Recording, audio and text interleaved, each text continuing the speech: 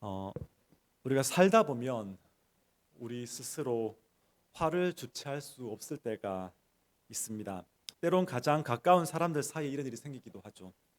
어, 우리가 흔히 알다시피 중2 자녀를 둔 부모들, 한국에서 중2라고 했는데 뭐 요즘은 더 낮아지기도 한 것 같은데, 아마 매일매일의 삶이 화를 참는 그런 인내의 삶일 것입니다. 뭐 저도 5학년짜리 아이를 두고 있는데 요즘에 점점 그렇게 되고 있거든요.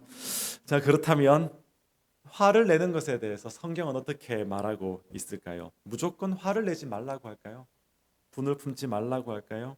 하나님은 그저 우리를 사랑하시는, 화를 전혀 내시지 않으시는, 너무나 인자하시기만 한 그런 분이십니까? 자, 성경 말씀을 보시면 에베소서 4장 26절에 이렇게 말씀하고 있습니다. 화를 내더라도 죄를 짓는 데까지 이르지 않도록 하십시오. 해가 지도록 노여움을 품고 있지 마십시오라고 이렇게 말씀하고 있습니다. 이 성경 말씀을 보면 분을 내는 것과 죄를 짓는 것, 그러니까 분을 내는 것, 화를 내는 것과 죄를 짓는 것은 또한 별개의 것임을 우리가 알 수가 있습니다. 다만 문제는 그 분을 우리가 지속적으로 계속해서 유지하고 있느냐, 아니면 스스로 잘 통제해서 그 분을 소멸시키느냐에 있습니다. 왜냐하면 인간은 지와 정과 의를 갖춘 존재이며, 이 정적인 부분, 감정적인 어떠한 부분들 있지 않습니까? 이러한 감정은 인간을 또한 인간답게 만드는 아주 중요한 부분 중에 하나이기 때문입니다. 하나님께서 인간을 이러한 지정의를 가진 존재로 창조하셨기 때문에 감정을 통제로 일어나는 현상 자체에 대해서 우리는 무조건 악하다고 말할 수 없습니다. 즉, 화를 내는 것, 분을 내는 것 그 자체가 악하다, 무조건 악하다고 말할 수는 없는 것입니다. 다만 그 분이 지속되지 않도록, 그리고 그것이 의로운 것인지 스스로 잘 컨트롤이 되어야 한다는 것이죠. 오늘 우리 성경 말씀을 보시면 하나님께서는 하나님을 믿는 하나님의 백성들이 좀 더 높은 차원에 이르기를 원하시는 것처럼 보입니다. 즉, 분노를 조절하는 것에 있어서 두 가지 차원의 대응을 단계적으로 우리에게 설명해 주고 있습니다. 첫 번째는 악을 악으로 갚지 말라. 악을 악으로 갚지 말라. 이것은 어떻게 보면 참는 것, 가장 기본적인 단계라고 할 수가 있습니다. 두 번째는 좀 더 고차원적으로 악을 선으로 갚으라. 악을 선으로 이기라. 즉, 누가 악한 일을 한다 할지라도 단지 그 악행의 분노함으로 원수를 갚는 것, 그 정도가 아니라 갚지 않는 것, 그러니까 원수를 갚지 않는 것이 아니라 오히려 그에게 선으로 대하라는 그러한 명령입니다. 참는 것이 아니라 더 나아가서 사랑하는 것이죠. 첫 번째는 참는 것, 두 번째는 더 나아가서 사랑하는 것. 너무나 어렵습니다. 맞습니다. 그리고 단시간에 이루어지는 일도 아닙니다. 그러나 중요한 것은 이제 하나님의 말씀과 하나님의 뜻이 어떠한 것인 줄을 우리가 알고 그 일을 이루기 위해서 한 발씩 한 발씩 조금 더 조금씩 전진해 나가는 것에 있는 것이죠. 로마서 12장 2절에도 이렇게 말씀하고 있습니다. 여러분이 이 시대의 풍조를 본받지 말고 마음을 새롭게 함으로 변화를 받아 하나님의 선하시고 기뻐하시고 완전하신 뜻이 무엇인지를 분별하도록 하십시오. 이 세상은 악을 악으로 갚으라고 하지만 하나님의 말씀은 이 세상을 분별하라고 하죠. 자, 이것이 우리의 삶이자 로마서 전체에서 우리에게 강조하는 삶의 법칙입니다. 함께 말씀을 4절밖에 안 되지만 이 말씀을 따라가면서 하나님이 우리에게 주시는 말씀, 즉 우리에게 찾아오는 악한 자들 우리가 어떻게 대해야 할지, 그들을 어떻게 우리가 트리트해야 될지에 대해서 함께 생각해 보도록 하겠습니다. 자, 먼저 생각해 볼 것, 첫 번째로는 화와 분노의 동기입니다. 전혀 화를 안 내는 사람이 있습니까? 여러분 중에 화를 안 내는 사람이 있습니까? 저도 화를 별로 안 내는 사람인 줄 알았는데 아니더라고요. 아이를 키우다 보니까 참을 수 없는, 주체할 수 없는 분이 가끔씩 올라오는데, 그래서 먼저 우리가 화와 분노의 동기를 한번 생각해 봅시다. 우리는 무엇 때문에 분노하게 됩니까? 우리는 무엇 때문에 화를 냅니까? 구약 성경을 보시면 하나님도 분노하시고 진노하시고 또한 화를 내셨습니다. 특별히 하나님의 자녀가 하나님의 뜻을 떠나 있을 때 하나님께서는 분노하셨습니다. 우리도 마찬가지죠. 하나님의 형상으로 지음받은 우리는 비록 죄로 말미암아 그 하나님의 온전한 형상이 훼손되기는 하였지만 그럼에도 불구하고 여전히 하나님의 형상입니다. 그래서 의를 갈망하고 또한 도덕적으로 살려고 발버둥치는 그러한 존재이기도 하죠. 자, 이런 차원에서 볼 때 우리는 우리 앞에 또한 우리 가족에 또한 우리가 속속해 있는 공동체 가운데 무언가 의롭지 못한 일이 발생했을 때 그때 분노하게 됩니다. 그러니까 의를 갈망하는 마음과 의를 추구하는 마음 때문에 생기는 분노라고 볼 수가 있습니다. 자, 이러한 화와 분노는 사실 한 사회가 유지되기 위해서 거룩하게 유지되기 위해 어느 정도 필요하고 용인되는 측면이 있습니다. 중세 교회의 부패를 참지 못하고 거룩한 의분으로 일어났던 마틴 루터처럼 때로는 참지 말아야 하는 분을 내어야 하는 때가 있기도 합니다. 그렇지만 사실 이러한 의분은 우리 인생에 있어서 그리 빈도가 많지 않습니다. 우리가 의로운 분을 내는 시기가 많지 않죠, 사실은. 더 나아가 이러한 거룩한 분노에 자기 자신을 온전히 바치는 사람도 그렇게 많지는 않습니다. 그렇다면 우리는 도대체 무엇 때문에 화를 냅니까? 그러니까 저 멀리 있는 그 의분 말고 우리 생활 속에 있는 어떠한 화의 근원을 한번 살펴보기를 원합니다. 우리 일상에서 이루어지는 수많은 화와 분노는 도대체 어디서 기인하는 것일까요? 저는 여러 가지 원인들 중에서 권리 침해, 그것을 한번 이 시간 생각해 보기를 원합니다. 즉, 내 권리가 침해되었다는 느낌, 내가 정당하게 대우받지 못하고 있다는 그러한 느낌, 누가 나를 부당하게 대우하든가 아니면 심지어 이유 없이 나를 미워할 때 거기서부터 오는 박탈감과 분노, 더 나아가 분명히 누군가가 내게 잘못을 했는데 나의 잘못이 아니라 어떠한 사람이 나에게 잘못을 했는데 그래서 내게 와서 용서를 구해야 하는데 그렇게 하지 않고 오히려 적반하장으로 더 악하게 나를 대하는 데서 오는 거기서 오는 분노. 여러분 옛날에 밀양이라는 영화 보신 적이 있습니까? 전도연이 주연으로 했고 남편의 죽음으로 고향 밀양에 내려와서 이제 피아노 학원을 하던 중에 아들이 유괴되는 것이죠. 그리고 죽고 그 슬픔 속에서도 이제 신앙으로 한번 그 아픔을 치유하려고 했었죠. 그리고 유괴범을 찾아가서 이제 용서하기 위해서 찾아가서 그 자리까지 힘들게 갔는데 거기서 유괴범이 뭐라고 말합니까? 어떻게 말합니까? 자기 스스로 하나님이 자기를 용서해 주셨다라고 그렇게 대답을 하죠. 자, 그 말을 듣고 너무나 충격을 받아서 이제 자신이 용서하기 전에 먼저 용서해 버린 하나님에 대한 그러한 반항과 그리고 더 나아가서 자살 시도가 있었죠. 뭐 이 영화가 여러모로 이제 기독교에 대한 어떤 비판 우리가 받아들여야 할 부분이 있긴 있습니다. 뭐 그러한 부분들은 다 차치하고 이 영화를 통해서 우리가 이제 생각해 볼 수 있는 것은 참된 영적인 체험과 하나님을 인격적으로 진정으로 만나기 전에는 우리가 용서를 베풀기가 너무 어렵다는 사실을 우리가 알 수가 있습니다. 심지어 하나님을 인격적으로 만났다 할지라도 우리가 견딜 수 있는 한계를 넘어섰을 때에 우리가 하나님을 전적으로 신뢰하기가 힘이 듭니다. 영화를 보시면 비록 용서해 주기로 했고 그렇게 행동하려고 이제 노력한 전도연의 모습이 보이지만 그러나 좀 더 자세히 보면 뭐 영화가 표현하는 것이 한계가 있지만 그 속에서 나타나는 그녀의 신앙은 여전히 자기중심적이었습니다. 그 고백이 어떻게 절규합니까? 유괴범의 고백에 대해서 나는 용서할 수가 없어. 내가 용서하기 전에 하나님이 벌써 용서하셨는데 내가 어떻게 용서한단 말인가? 아니 내가 용서하기 전에 하나님이 먼저 용서해? 어떻게 그럴 수가 있는가? 세상적인 관점에서 보면 너무나 정당한 분노인 것 같습니다.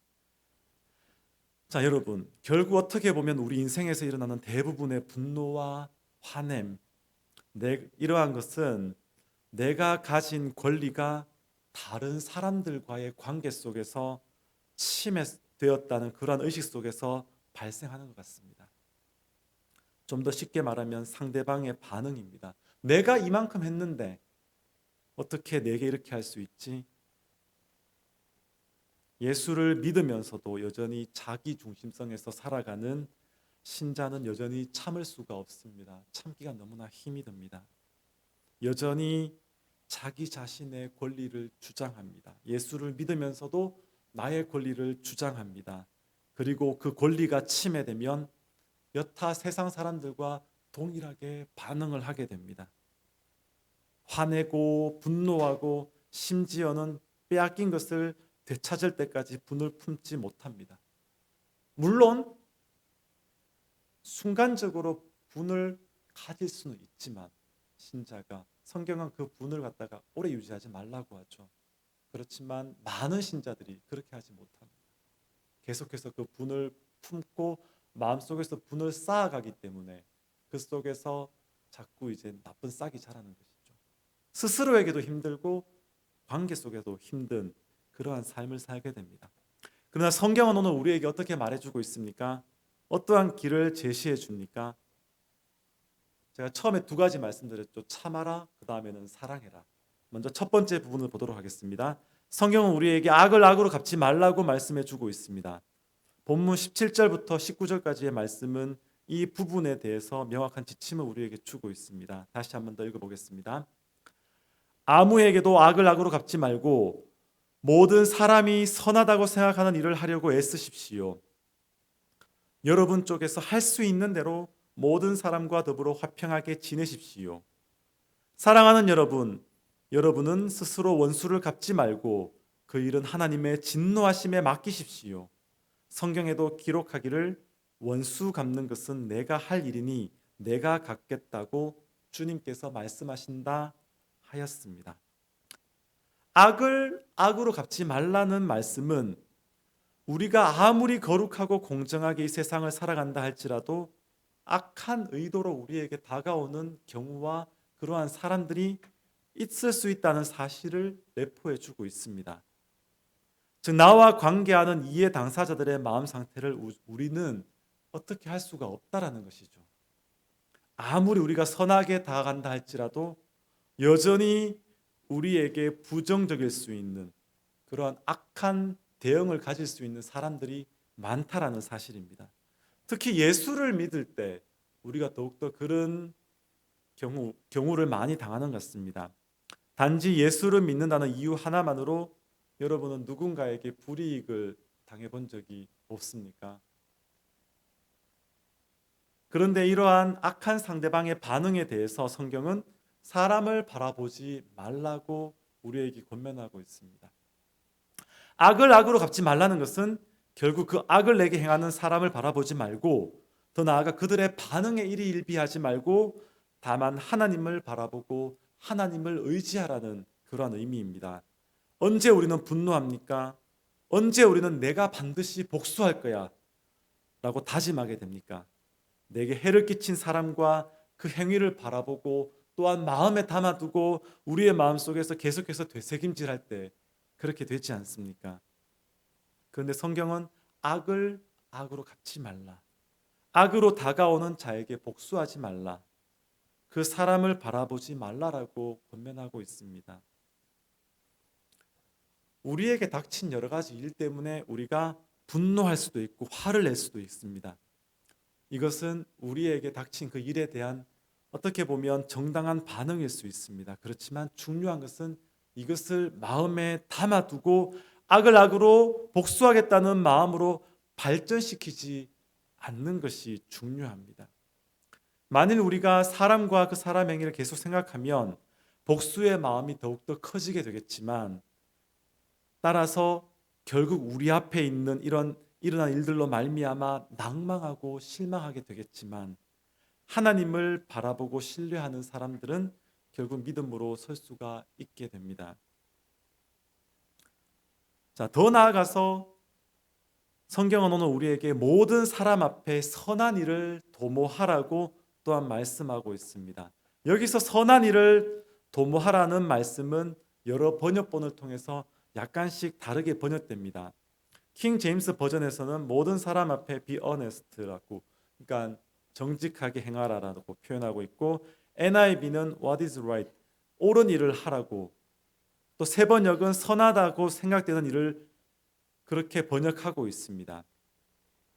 자, 어떻게 번역이 되든지 간에 이 말씀은 신자의 마음 자세에 대해서 우리에게 말해주고 있습니다.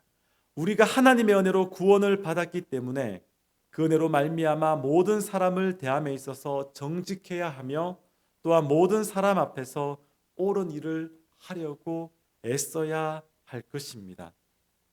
그리고 또한 모든 사람이라고 말씀하고 있죠. 여기서 모든 사람은 여러 가지 범주 속에서 생각해 볼 수가 있습니다. 여러 가지 범주가 있는데, 첫 번째로는 내가 사랑하고 또한 나를 사랑해 주는 사람, 두 번째는 내가 사랑하지만 나를 사랑하지 않는 사람, 세 번째는 나를 사랑하지 않지만 내가 사랑하는 사람, 마지막으로 나도 사랑하지 않고 또한 그 역시 나를 사랑하지 않는 사람. 이 네 가지 범주를 우리가 살펴볼 수가 있습니다. 자, 우리는 보통 첫 번째 부류의 사람과 친하게 지내고, 또한 두 번째 부류의 사람과는 친하게 지내기 위해서 이런저런 노력을 합니다. 근데 성경은 어떻게 말합니까? 모든 사람, 그러니까 우리에게 잘해주는 사람뿐만이 아니라 우리에게 잘 못해주는 그 모든 사람과의 관계 속에서도 선한 일을 도모하려고, 정직하게 살려고 노력하라고 말씀하고 있습니다. 자, 이 말씀은 18절 말씀으로 연결이 됩니다. 여러분 쪽에서 할 수 있는 대로 모든 사람과 더불어 화평하게 지내십시오. 하나님은 우리의 약함을 아시기 때문에 반드시 모든 사람과 화목해야 한다고 단정하지는 않습니다.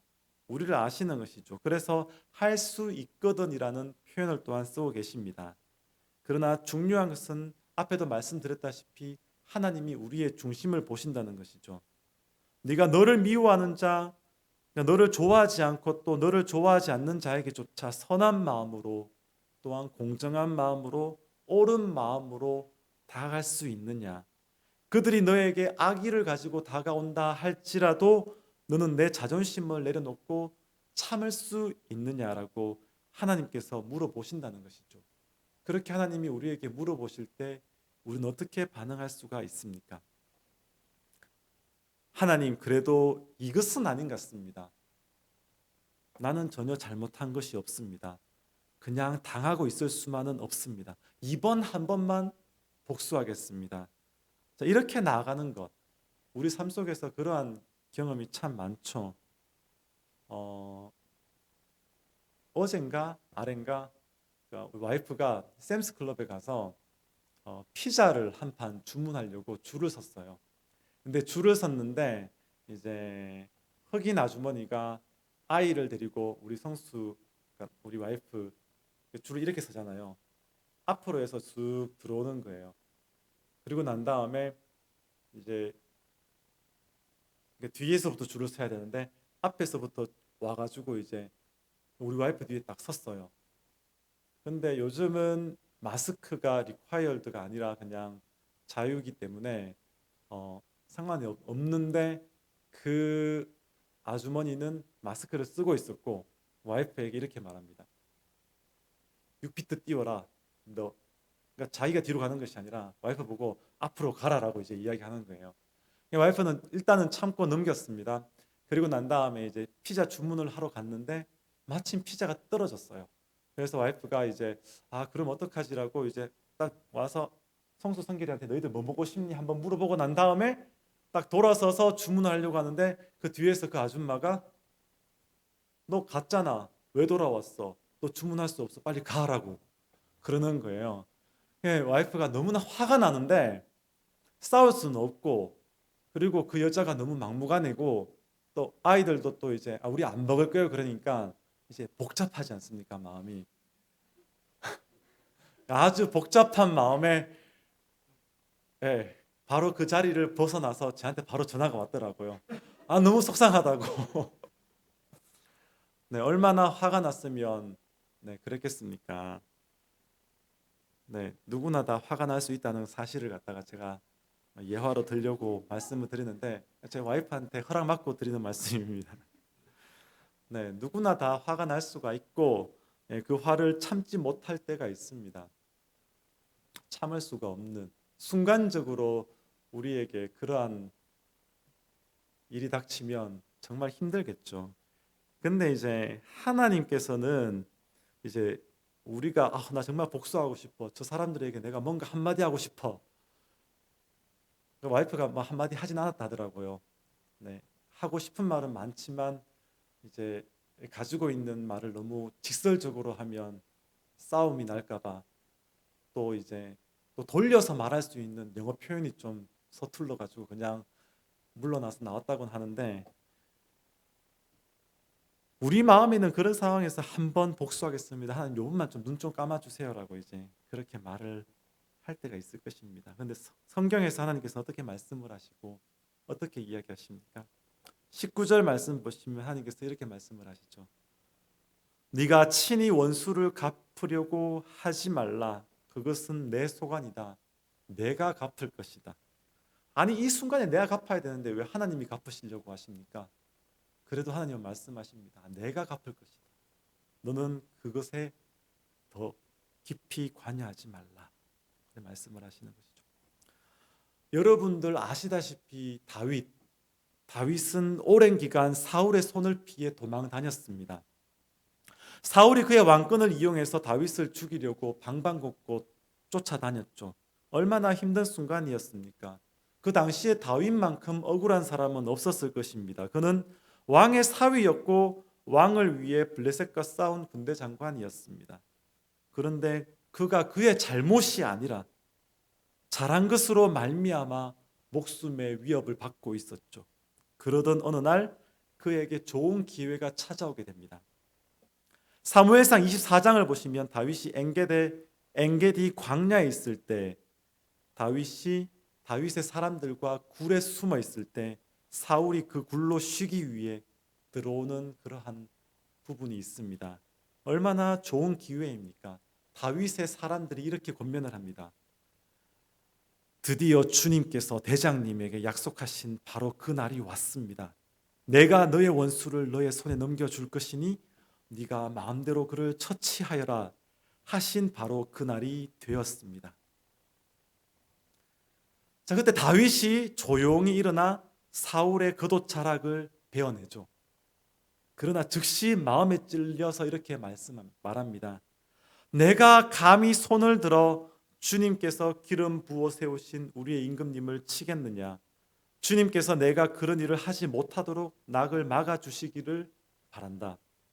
왕은 바로 주님께서 기름 부어 세우신 분이기 때문이다. 자, 그렇게 하고 사울을 해치지 않았습니다.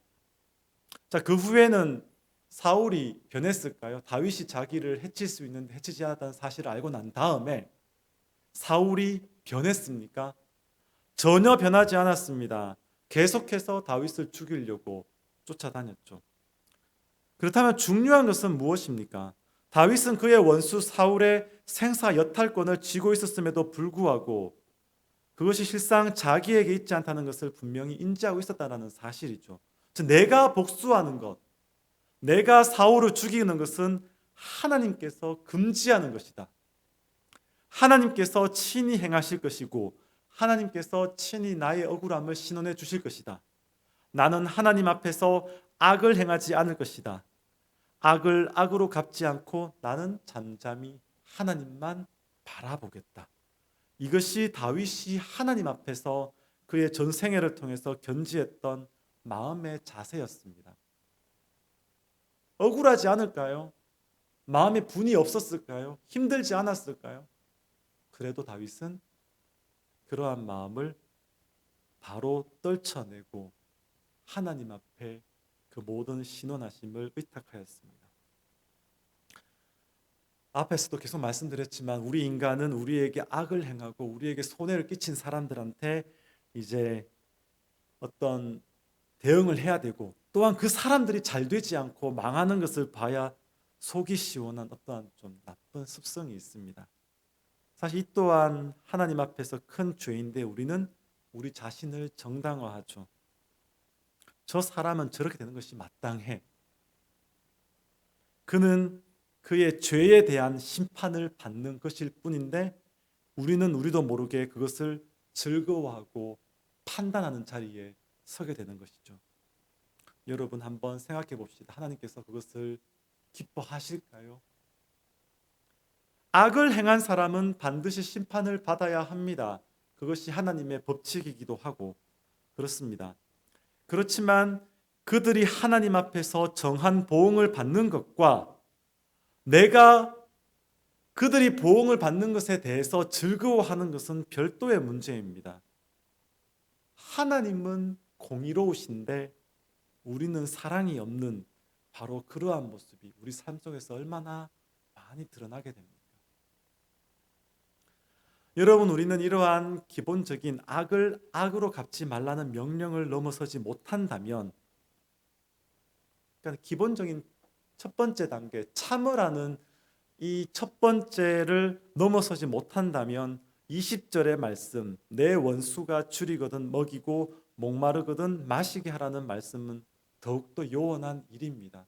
분명히 말하고 있습니다. 내 친구가 줄이거든이 아니라 내 원수가 줄이거든, 내 원수가 목마르거든 마시게 하라. 자, 이 말씀은 예수님의 산상수훈 말씀과 일맥상통합니다. 마태복음 5장 39절부터 말씀을 제가 간략하게 요약해 드리면 이렇습니다.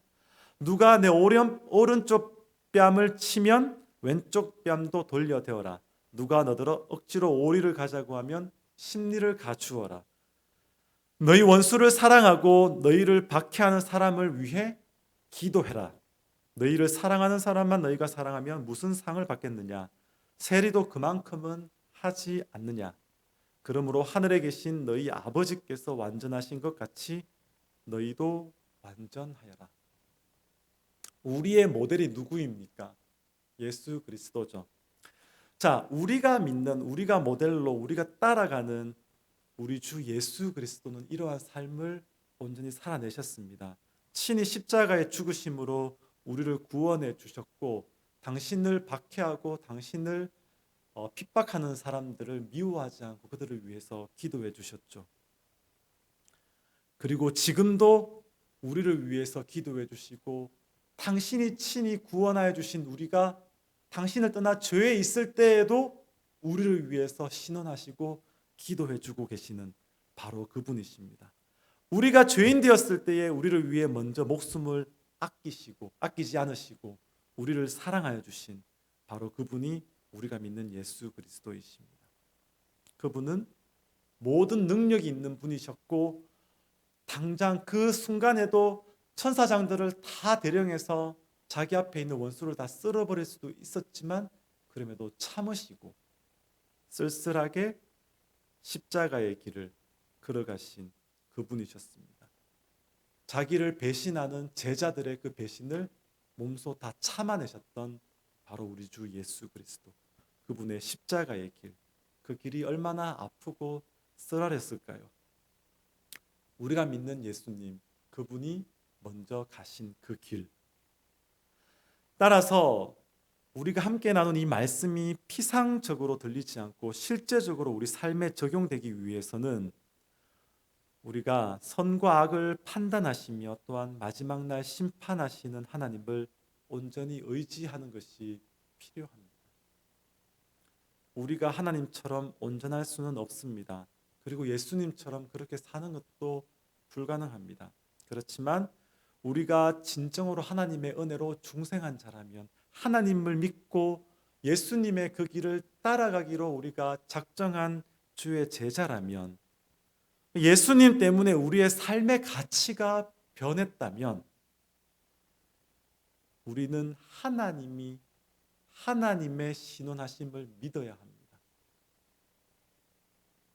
이 땅에서 비록 우리가 당하는 여러 가지 불이익과 손해, 또한 자존심 상하는 여러 경우가 있을 수 있겠지만 그래도 이 모든 일을 내가 갚는 것이 아니라 하나님이 갚아주실 것이라는 그 사실을 우리가 믿어야 합니다. 그것을 믿고 원수 갚는 것이 하나님께 있으니 나는 하나님께 그 원수를 갚는 것을 공의로우신 그 하나님이 갚아주시기를 하나님께 의탁하겠습니다. 하나님, 나는 연약하여서 지금 당장 그 사람들을 다 품어줄 수 있는, 사랑할 수 있는 마음이 없지만 내 마음을 조금씩 조금씩 변화시켜 주셔서 그들을 미워하지 않고 도리어 그들을 위해서 기도할 수 있는 그러한 모습으로 바꾸어 주세요 라고 기도할 수 있는, 그렇게 우리 자신을 예수님을 닮아가는 그러한 모습으로 변화시키는 것, 그것이 우리의 삶이지 않겠습니까? 그것이 우리의 삶이고 신앙이고 참 예수를 믿는 것입니다. 그래서 예수 믿는 것은 어렵습니다. 교회에 출석하는 것은 쉽지만 예수 믿는 것은 어렵습니다. 예수 믿는 것은 어렵기 때문에 반대로 말해서 그 속에 소망이 있고 생명이 있다고 확신할 수가 있습니다. 결론으로 말씀을 맺도록 하겠습니다. 여러분, 이 세상과 하나님의 나라는 이처럼 극명하게 대치가 됩니다. 이 세상은 원수를 갚으라고 하지만 하나님은 원수는 내가 갚을 것이니 너희는 인내하라, 오히려 그들을 사랑하라라고 말하고 있습니다.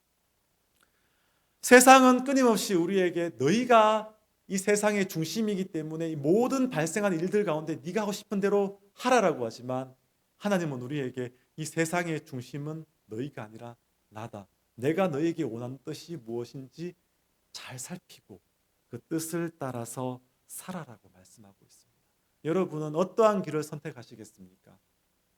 이 세상의 길입니까? 아니면 하나님의 길입니까? 내 마음속에, 우리의 삶 속에 찾아오는 여러 가지 분과 어려움 속에서 우리는 하나님의 신원하심을 믿고 그분에게 우리의 마음을 맡기시겠습니까? 아니면 내가 그 일을 하리라, 그렇게 나아가시겠습니까? 너무나 어려운 일이지만 이 자리에 계신 모든 성도님께서는 하나님의 신원하심과 하나님의 공의로우심을 믿고 하나님께서 갚으심을 믿고 우리가 하나님을 의지하며 잠잠히 하나님 나의 약함을 도와주세요라고 기도하면서 나아갈 수 있는 우리 모두가 되었으면 좋겠습니다. 기도하겠습니다. 하나님, 우리는